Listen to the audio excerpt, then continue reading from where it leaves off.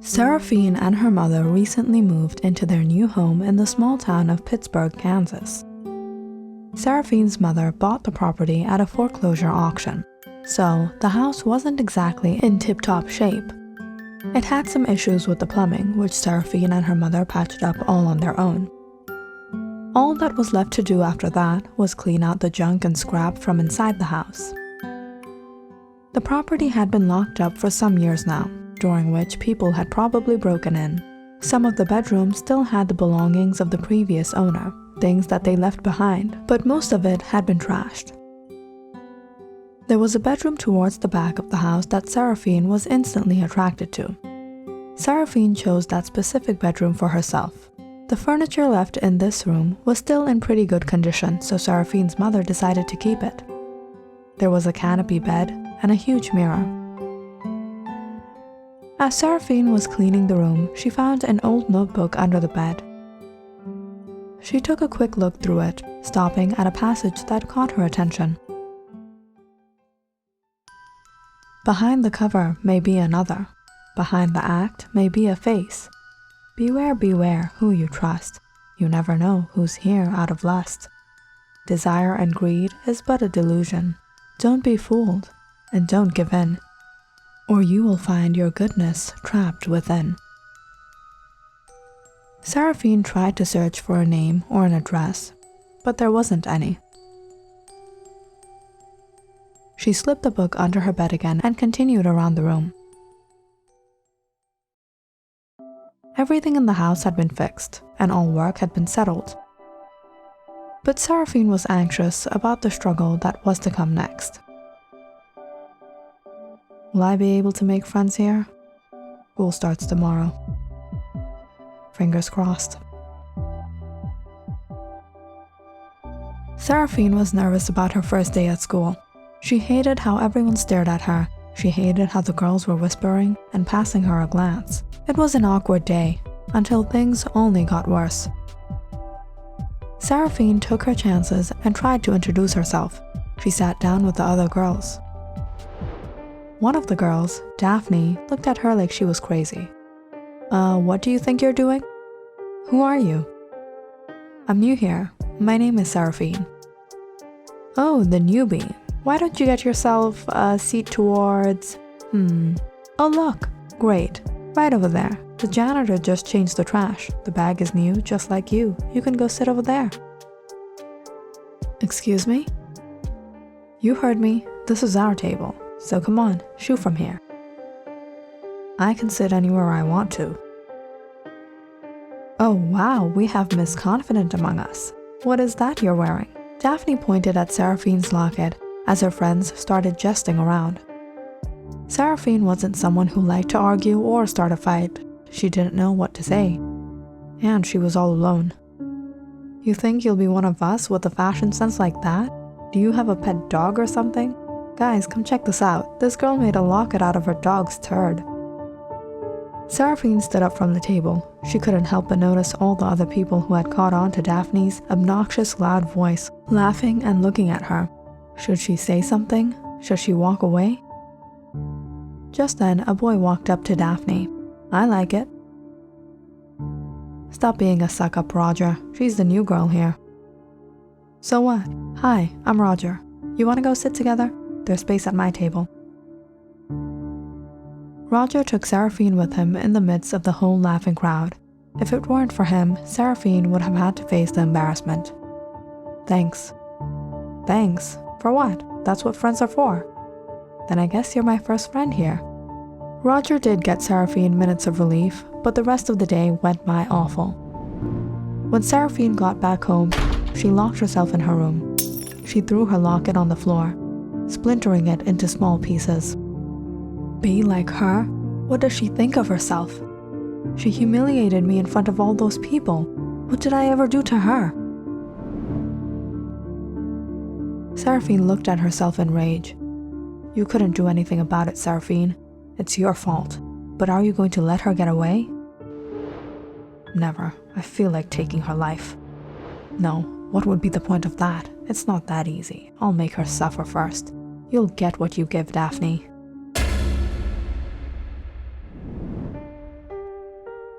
Over the next week or so, Seraphine managed by herself. She kept an eye on Daphne and took every opportunity to get on her good side. From giving up her place in line, to helping her cheat on an exam, to lending her a hand when she fell down during gym. And after that, Seraphine started to spread rumors about Daphne's real friends and start feuds among them, only to take their place in Daphne's life. You said what about her?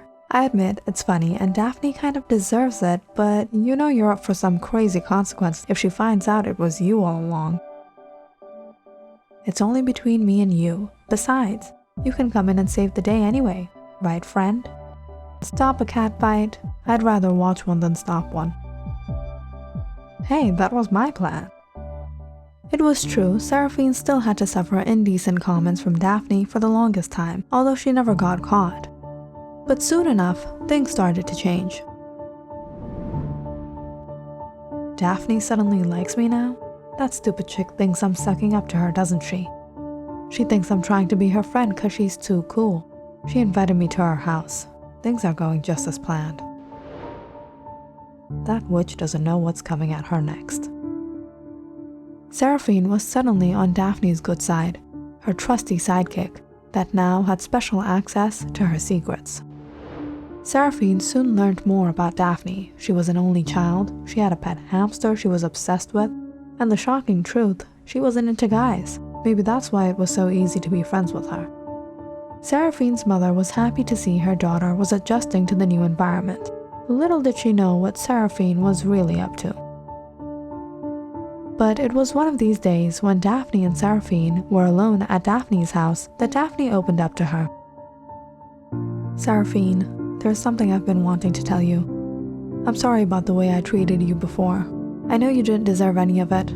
I hope we can put it behind us. You're a really good human being. I'm sorry. Seraphine was a little shocked at Daphne's confession. She came home that day feeling a little bad. She apologized to me? Why would she do that? Did she really mean it? No, Seraphine, are you a fool? Don't forget how she used to treat you. Are you going to fall for her pretension? She would never apologize to you in front of everyone, like how she humiliated you in front of everyone. Don't forget how far you've come. She trusts you now. Are you going to give up when you're so close to revenge? You have to make her pay.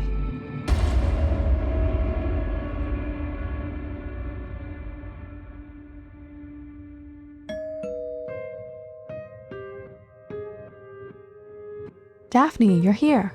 What's wrong? Is everything okay? No, my hamster ran away. I think my mom left the cage open. I couldn't find him anywhere. Aw, that's too bad. But maybe he'll come back to you. You had a great bond with it. I know, I've been taking care of Mimo for years now. I know what will cheer you up. Let's go to my room. Seraphine brought some ice cream to her room. Try this. I got the recipe off the net. Let's watch a movie. It'll get things off your mind. Daphne spent the afternoon at Seraphine's place where they joked and gossiped while Daphne ate the special ice cream Seraphine made for her.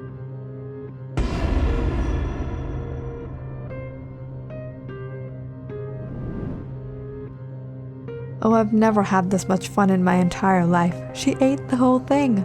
That idiot. She didn't even say it tastes off. Oh, that was a good one. Bubblegum soap and her bubblegum ice cream. Now you tell me, Mimo, wasn't it just genius?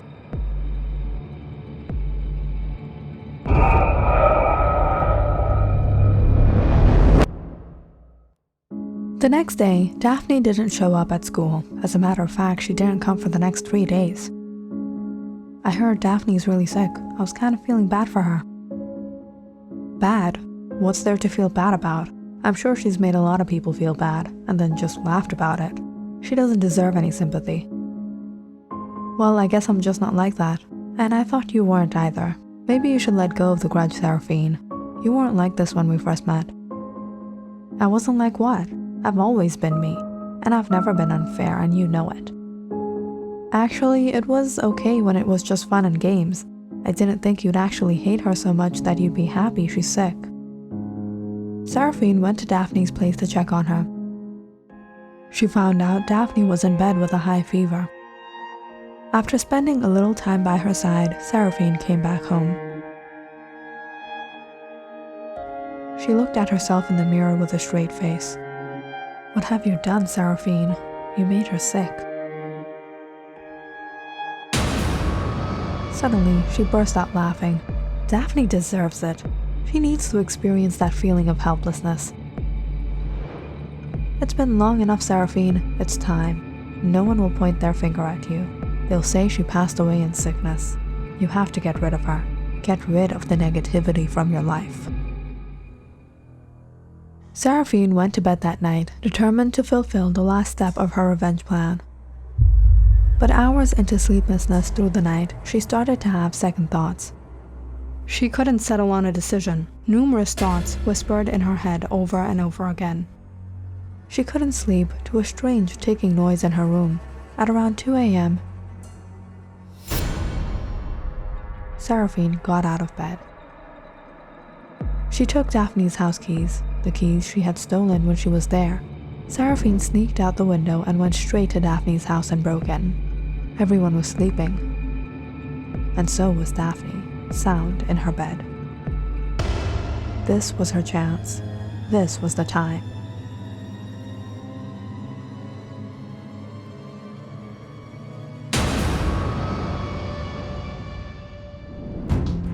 Seraphine ran back home in the darkness of the night. She was anxious. She was sweating. She had never done anything like this before. She slipped through her window again. "What did you do, Seraphine? How could you take a life?" "No, you did the right thing. This was justice." "Oh, what am I saying? Doesn't a life have any value?" "But she treated you like you have no value." Seraphine looked at herself in the mirror. She took the vase from the table and threw it at the mirror, shattering it. "It wasn't worth a life. She apologized to you. But what did you do? You turned out worse than her." Seraphine picked up a shard of glass. "This is what you deserve now."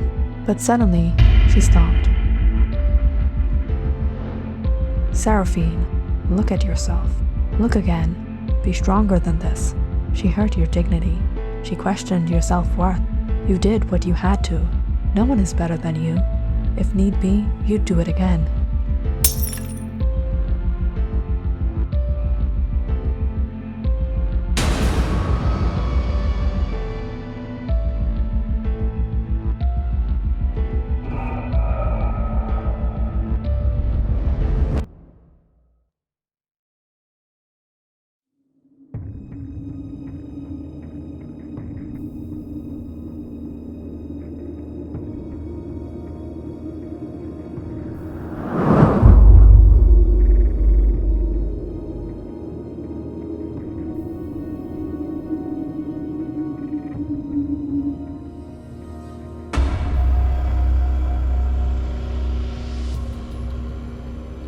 Click on the subscribe button and check out more awesome videos on our channel.